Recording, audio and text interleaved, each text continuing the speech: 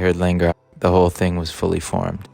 But I didn't quite have it rooted in a story just yet. I knew, visually speaking, I could picture almost every scene, but I couldn't quite picture how it would be rooted in some form of reality or some kind of story.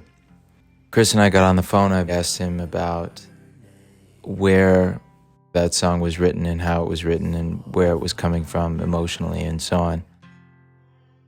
And a lot of the emotions that he had brought up in that call, it really hit home for me personally. It also brought me back to this story about this artist named Richard Crandall, who had passed away last October, I believe, October 2022.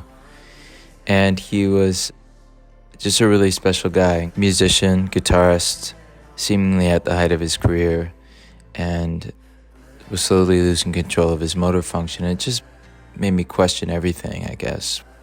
The feeling that came over me was just a story about loss as it pertains to what you love to do and what somebody might feel in that moment if they had put all their eggs in one basket and they no longer had access to that basket. I had some health complications come up many years ago, and it was exactly that. It completely changed the course of my life and actually led me into this film path that I'm in now. But the biggest, love of my life from a passions perspective, as far as what I loved to do, was very much removed or inaccessible to me for a long period of time. And I never thought it would come back. So I had originally just thought about that, and the more I thought about it, the more I realized and saw a story coming together. I just started working on a treatment for it, and I wasn't sure if there'd be any budget for it. At this point, it wasn't even one of the songs that there was going to be a budget for. I was blindly just putting a good week and a half of my time, 2 weeks of time, maybe more, into writing a treatment, getting storyboards done. It seemed to have some emotional impact when I shared it with him, which was a big deal because at this point, I think every time Chris and I had sat down, he was meeting me for the first time and hadn't seen me work and so on. So it felt like the first moment where we were really aligned on something and we had something to work toward. And then I guess all the wheels started getting put in motion.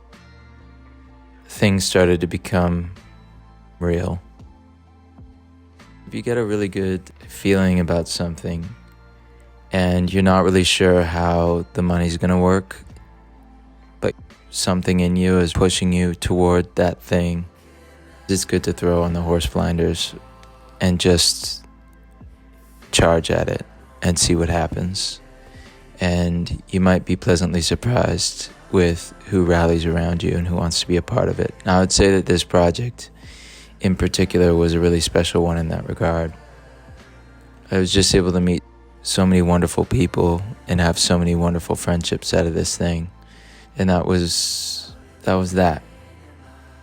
I'd say that there's a piece of Chris in it. There's definitely a piece of me and my story in it, and definitely a big piece of inspiration from Richard Crandall in there as well.